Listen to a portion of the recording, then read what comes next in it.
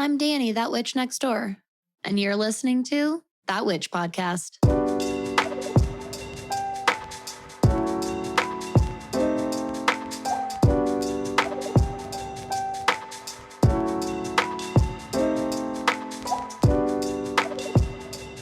Hello, my wonderful neighbor. Welcome back to another episode of That Witch Podcast. If you've never been here before, hey, I'm Danny.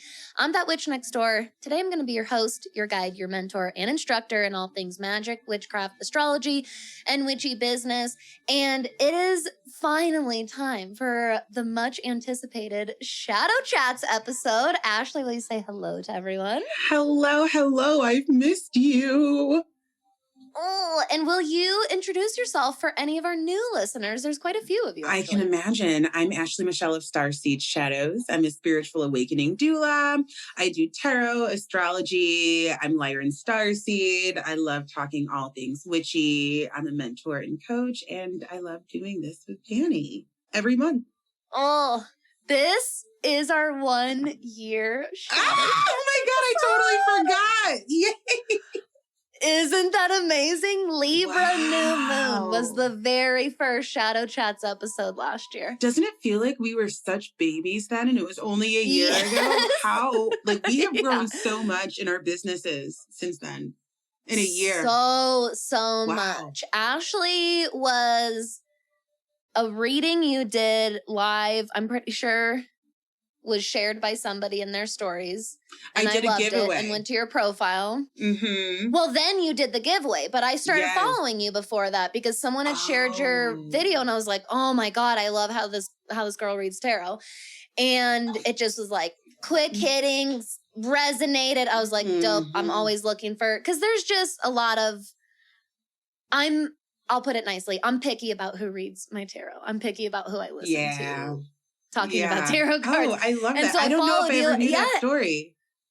Yeah, and you did a giveaway, and that was so divine. That was so amazing that I won your shadow work giveaway because we did this session, but we also just totally clicked and totally connected. It was awesome. And I wasn't like a beginner client. I could hear the reading you were giving me and understand and talk the astrological language. I had just started the podcast only a month or two before that. It was still very, very baby. And I hadn't even had a guest on yet. You were my first guest. Oh my God.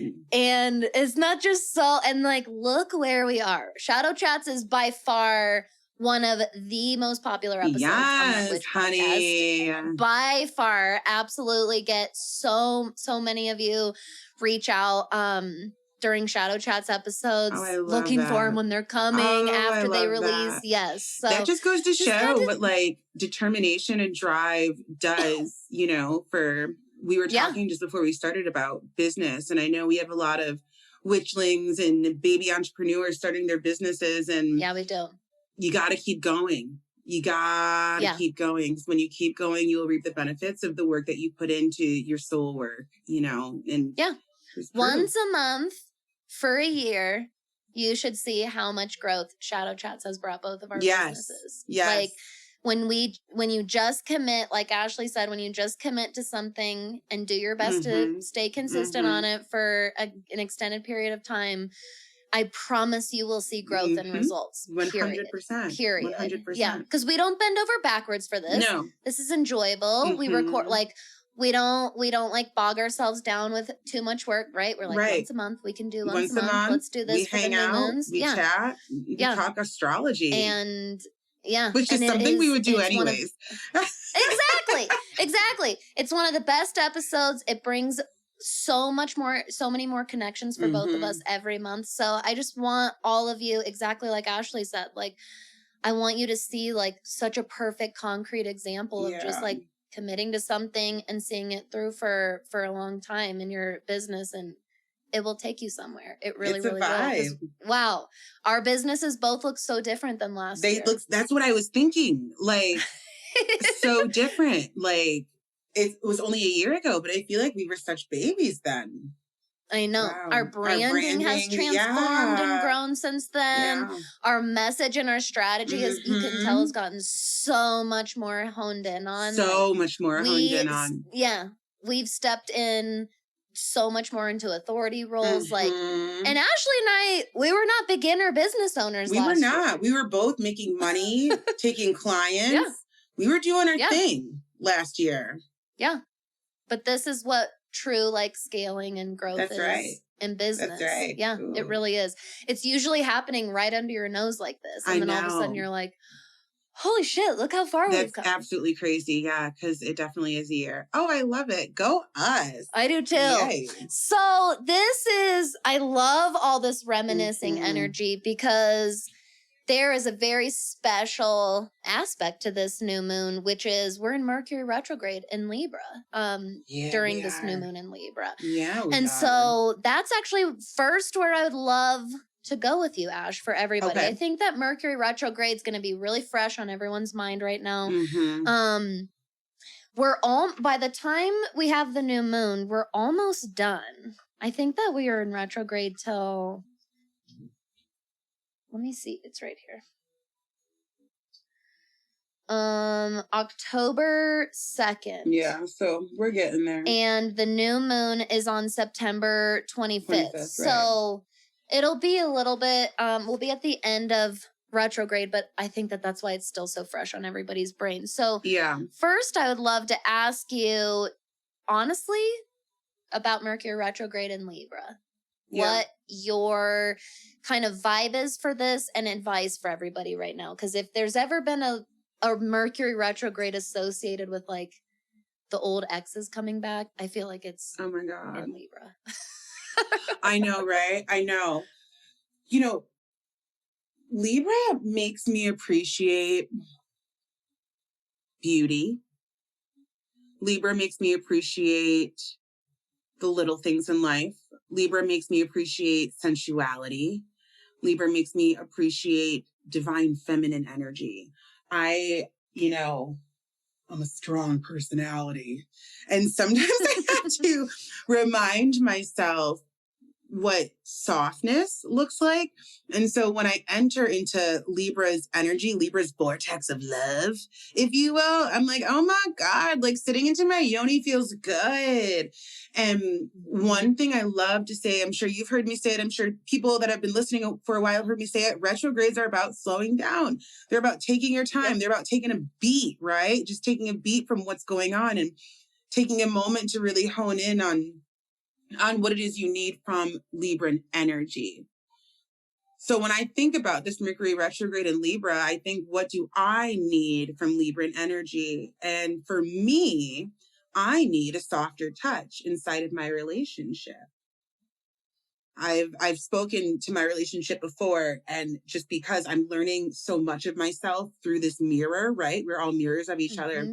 And I have a lot more masculine placements in my chart, and he's a lot more feminine placements in my chart.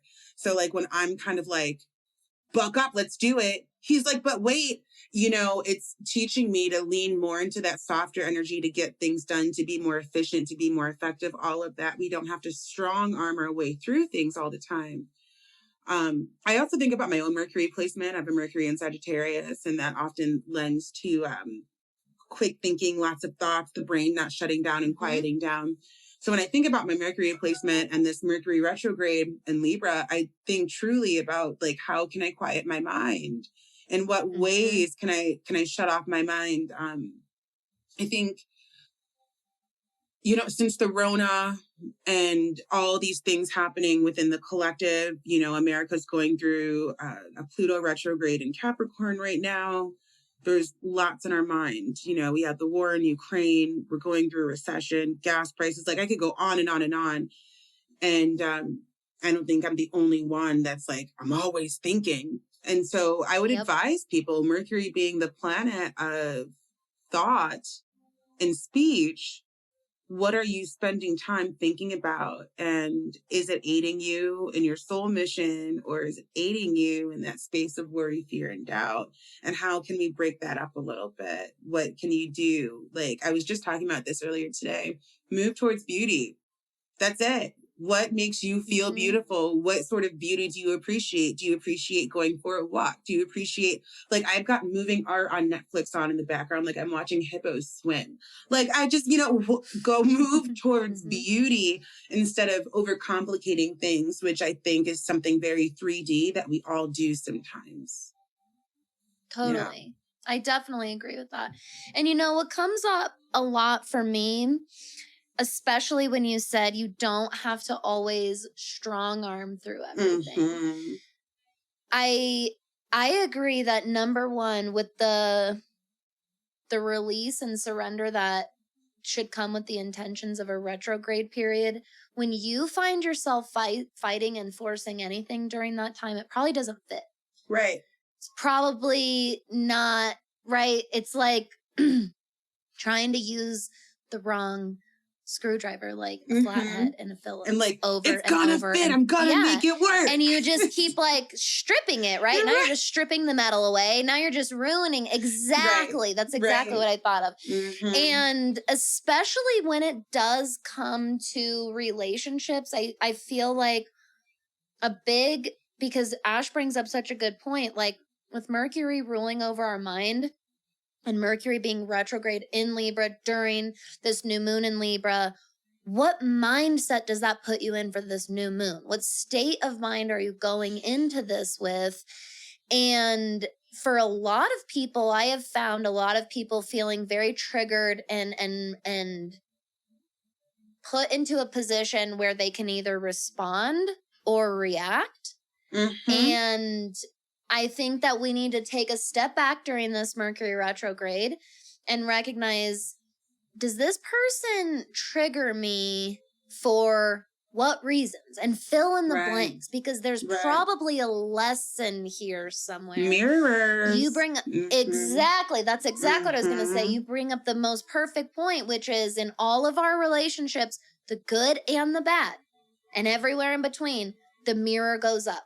No matter what, you learn something about yourself in every single fucking relationship that you have in your entire life. Every single one. Yes. What do you see when that mirror goes up? When you're in a certain relationship, when the mirror goes up, do you just see ugliness and shit, right? Does it bring all of the parts in you that you hate and you don't like about yourself, right? Like, I really think this is a good time to evaluate that. I think so too. I think that I only see ugliness when I only allow myself to respond from ego. That's what I think. I think for this new moon specifically, I'm setting intentions around emotional maturity inside of my relationships and allowing myself. We do a lot of blame gaming in general inside of relationships, but you. And a lot of that is defense mechanisms related to trauma. Because somehow we may have not felt heard inside of other relationship dynamics in the past. So we do a lot of deflecting and all of that. All of us are guilty of it, some more than others. And we have to make a decision when it comes to our relationships. Do we want to stay inside of these relationships, whether they're romantic or platonic? And if we do want to stay inside of these relationship containers, okay, well then I can only control myself. So how can I always show up the best version of myself, especially if I want it reflected back at me? It doesn't really become a them problem. It's always been a me problem. It's always been a you problem. It's not them. And when we take control back of our reactions, what you said I thought was fantastic about being reactive, because it's a thing.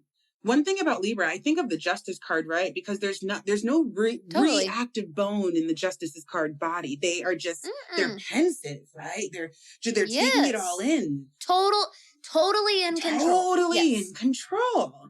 And how can we embody that more inside of our relationships? Thank you. That's what it comes down to.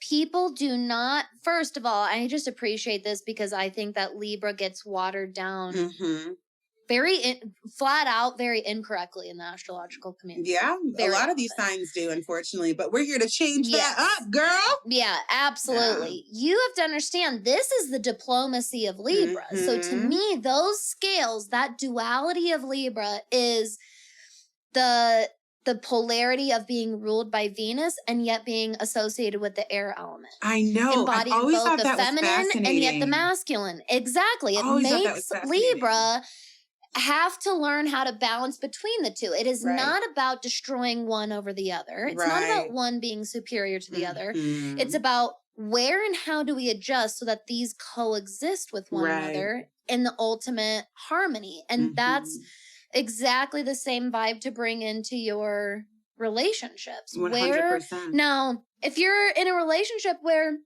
you're the only one adjusting, right?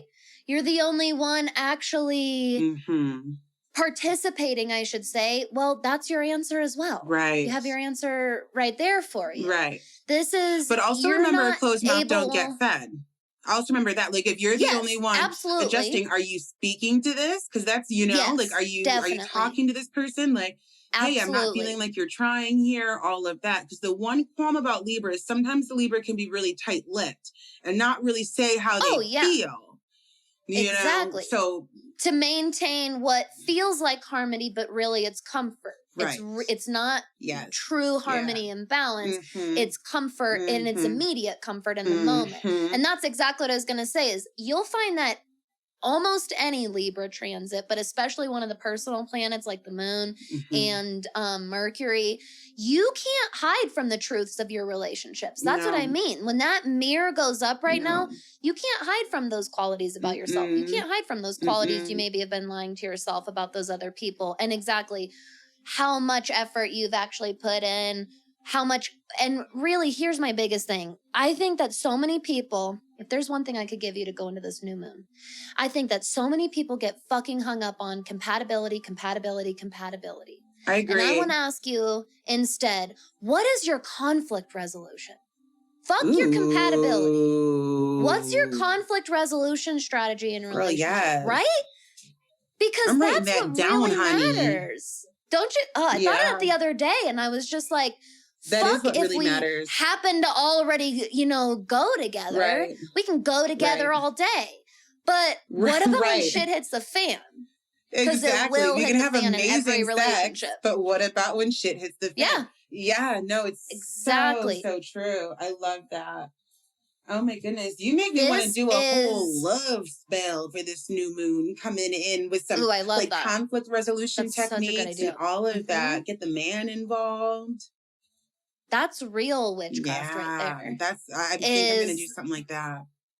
Oh, I love that. This really is, I love that you just brought that up too. This is such a beautiful new moon to do shadow work around love.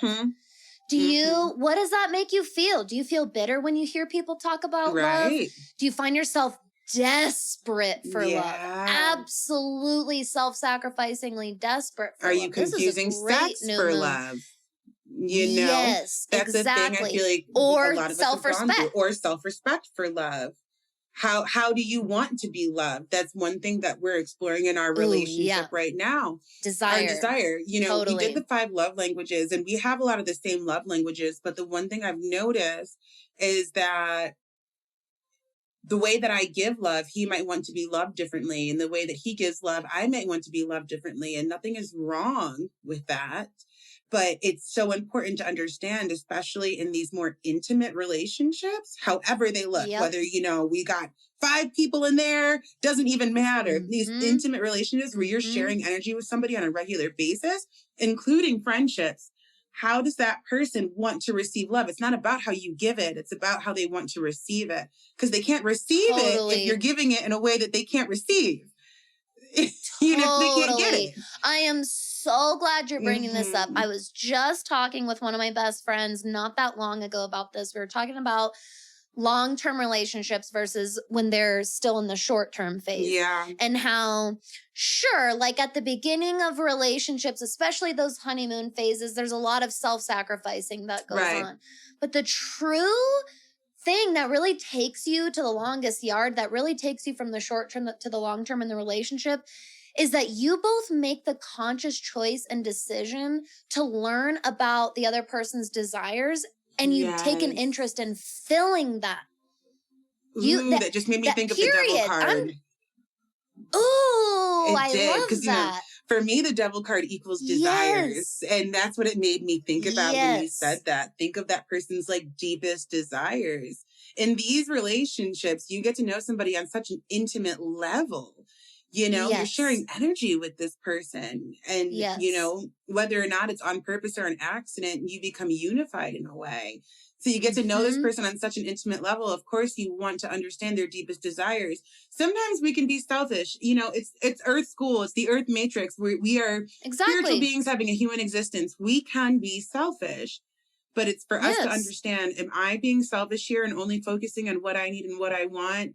Maybe if I focus more on what my partner needs, what my partner wants, that will be reflected back at me. Yes, this is what Libra teaches us, is the nuance in balancing self and other, right? No, we don't want to lose ourselves. And I think we're seeing this in modern times. So I think that we're watching the pendulum. It's for a reason.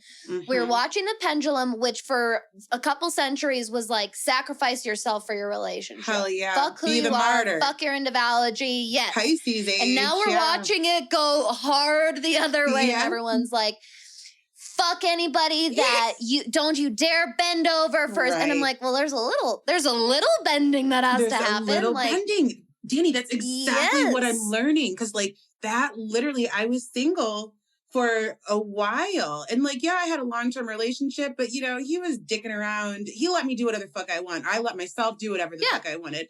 There wasn't much of this relationship that I'm in is requiring me to be so much softer than I'm used to and bending in ways. Compromise? I think what I'm saying is I'm learning to compromise. Yes, that's exactly what it is. That's exactly what it is. And that's, again, diplomacy, right? Diplomacy. Isn't that what diplomacy is? Is a fancier word for compromising with other people so we can all exist? So we can all exist. I was just talking to another friend about my relationship. So, you know, my husband and I, this is going to be our 10-year anniversary and our 7-year wedding anniversary this year. Wow. And this is our 19th year of being friends. Wow. We've been in each other's lives for almost 2 fucking decades. And Your here's story the thing, just a lot happen. of people, I know, well, exactly. And I think this is a big reason why. A lot of people, when they look at our relationship on the surface, there is a lot of, well, you guys are lucky that you happen to find someone early on, all of that. There's always this like, well, you're really, really lucky. And you know what? Fine. I'll take part of that, I guess. But the truth is that we operate in our relationship in a way I don't see very many people operate in our relationship. Yeah. And it has given us sustainability and it has given us a stronger foundation with each other. And it really does come, and leave it to my beautiful Libra husband to come in spiritually into our Libra New Moon episode. I know, right? I really have had to learn this balancing self and other in our relationship because we both have had to prioritize ourselves. We have had to take the responsibility of prioritizing ourselves as individuals and creating our own whole lives, right? That's how you 100% don't fall into codependency. Exactly. Well, that's what I was just going to ask. Do you also think that also is some sort of a trauma response? Because I feel the same way where I've had to prioritize myself, where it's like, if I don't do it, it doesn't get done. I'm the oldest of 6. I've been like an independent go-getter. Like literally my mom will tell you this story. Like as a kid, I was like, just get me an alarm clock and I'll get myself up. Like I was that sort of kid growing up where I had to be self-sufficient. So even trying to combine my life with somebody else, I'm like, but I got it. You know? We all have Chiron and Cancer, so no wonder that's our trauma response. Yeah. Absolutely. True. Forgot about that. Taking care of ourselves, right? Totally. That all of that. Yes, we both experience that. Chiron and Cancer made me think of Chiron and Cancer. Oh, that's right. And he has Chiron and Cancer in the 4th. And I know, and I have it in the 12th. So yeah, there again, I could say any house and it would sound like, oh. But the 4th and the 12th though, but come on. We have had to learn truly the nuance, the balance of prioritizing ourselves and going, oh, there's a whole other human here to consider. Oh, the relationship deserves being a priority in our life as like a real, true priority in our life. So like we do, this is going to sound so funny when I say this out loud, but we do things for each other. And I think it surprises people a lot when they're like, oh, I would never do that for my husband. My husband would never do that for me. And I'm like, well, do you see maybe where some of the lack of connections coming from? The lack of connection, right? We've learned to it's little things. Make that choice. I make a choice to pick up on those things and be there for him, right? And do those things. Sometimes it's when I don't want to. Sometimes it's when he doesn't want to. There's always going to be a little bit of self-sacrificing. Yeah. But exactly. It's like this balancing act the whole entire time. It really is. Aries is opposite Libra, right? Yeah. He was a full moon baby. And Aries is opposite Libra, right? Yeah, exactly. And so like you were saying before, just speaking back to what you were saying, this balancing of balancing self and the other, because Aries is so self-focused and Libra is so other-focused. So I think that's really, really fascinating, the energy that we're working with right now. And as a collective, especially when we're dealing with not just one retrograde, but like a crap load of retrogrades right now. It's like, it's literally like our cosmic self, not to get too esoteric and heady, but we are source. That's what it is. We are source. And so universe is also source. So we are universe. So when the planets are all actively and planetary points are all actively deciding to move in a retrograde from our point of view of Earth, this is us telling ourselves to take a motherfucking beat, to take a pause and maybe not be so self-focused or self-led, but maybe other-led and vice versa. For those folks out there that are very codependent, that are very other-led, why don't we try, the shoe on the other foot? Maybe you need to be more self-led, more self-focused. Maybe you need to worry more about you and what you need instead of what everybody else needs. I'm specifically speaking to mothers because you guys will give your right arm for your baby as you should, but mothers. And the balance is still there. Yes. Absolutely. Yes. The balance and needs to be there. And who are you as a mother when you are... I'm sorry, but again, as a Chiron in Cancer, do you know how many of us are products of a neglected mother, right? Yeah. How many of us had a mom who totally neglected her own needs? Yeah. And what did that... So I was just having this conversation with someone the other day. It's like when we try to indefinitely protect our child's innocence. I don't ever want them to see me and my partner fighting. I don't ever... Right? All of these things. I don't ever want to see them... don't want them to see us break up or see us divorce, all these things. And I get it. I get the protecting the innocence part. I get that. But what are you teaching them and setting them up for when they inevitably come across the same situation as an adult? Because they will. They will come up against it. And guess what their brain's going to revert to? Whatever fundamental core learning and core memories they have from the earliest times of their life. And did they see a parent give themselves permission to put themselves first or to leave a relationship that was no longer serving them, even though it was hard. Yes. All of that. All of these are so valid. Relationships are the name of the game for this new moon. Shadow work around relationships in general, And, the moon, as you know, is associated with our mothers. It's associated with our relationship with our mothers. So even, the folks out there listening, even if you aren't in a relationship, you might want to explore your relationship dynamics with your mom, the good, the bad, and the ugly, right? Yeah. And do some ciphering, some journaling, some meditating on that, and maybe how the relationship with your mom has imprinted on you in other relationships you've had and that you have, because they're fundamental, I love that. Because that dark moon time is so perfect for reflecting. When we are quiet in the dark phase of the dark moon, she'll show you what you need to see, or you'll hear what you need to hear in that stillness.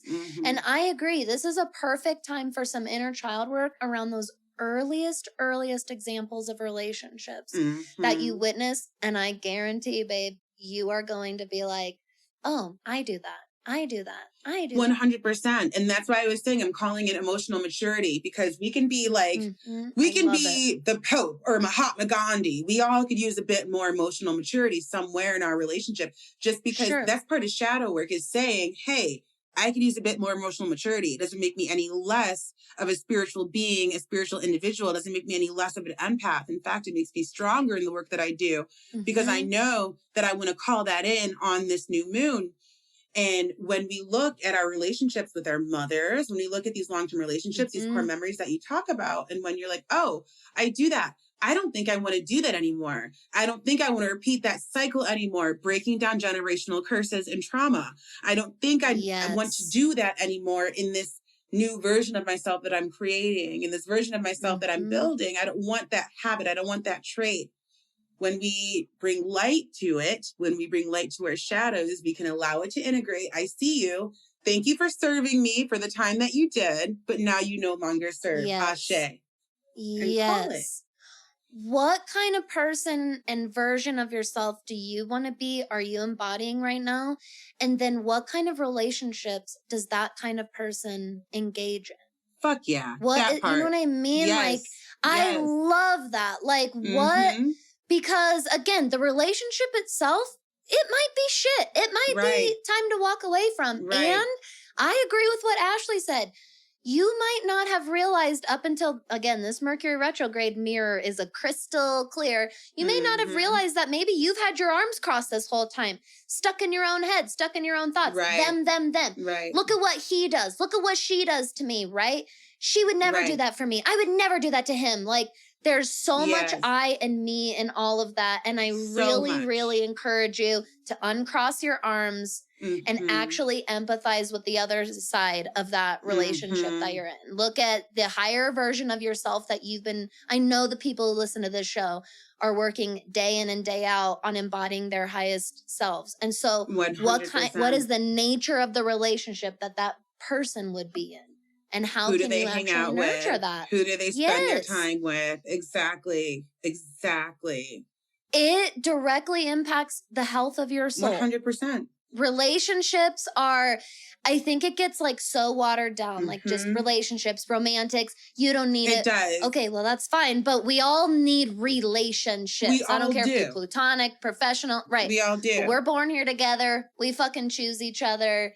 And when people come they to are see me, a huge part of our experience. It's so true. And when people come to see me at the bar that I read at, and I'll be like, what do you want to talk about? They'll be like, I'm going to be corny and say love. I'm like, there's nothing corny about that, babe. We are beings of love. I don't know how that got flipped into the spiritual community, that like talking about love and relationships is like sappy or corny, but we are such a product of our relationships. What's that quote? You want to get to know somebody, learn the 5 people they spend the most time with. I have found that to be true in my life.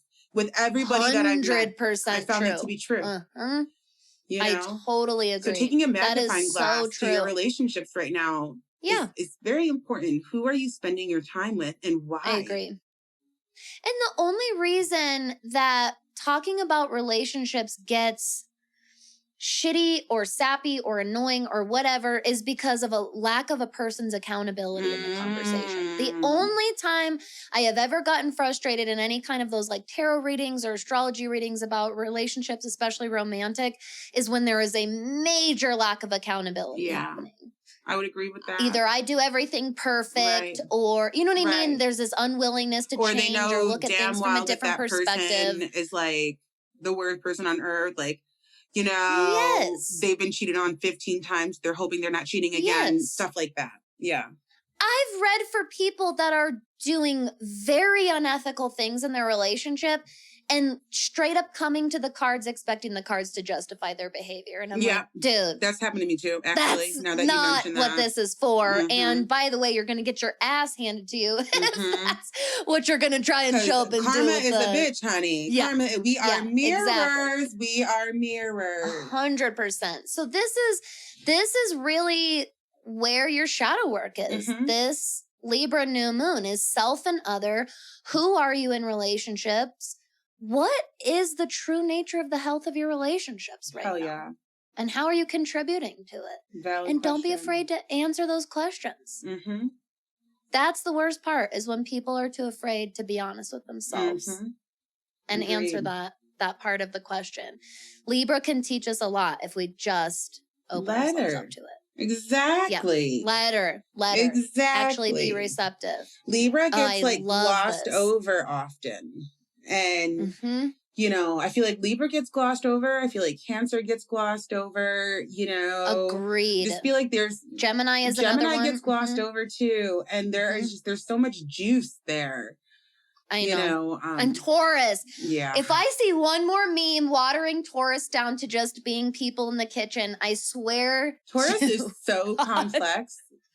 I know. And I get so mad. Yeah. I'll find the best memes and it's like all 12 signs. It just hits perfectly. And whatever Taurus, they just phoned it in with some fucking food meme. And I'm literally. Like, God damn it. Every single time. I would really suggest doing some kind of work with love letters around this new moon, whether it's writing a love letter to somebody, writing a love letter to yourself or another version of yourself. Maybe write a love letter to your business. You know what I mean? Your soul purpose, what you do. But I really think that we should balance all this shadow work out with like really making some gestures of love and care.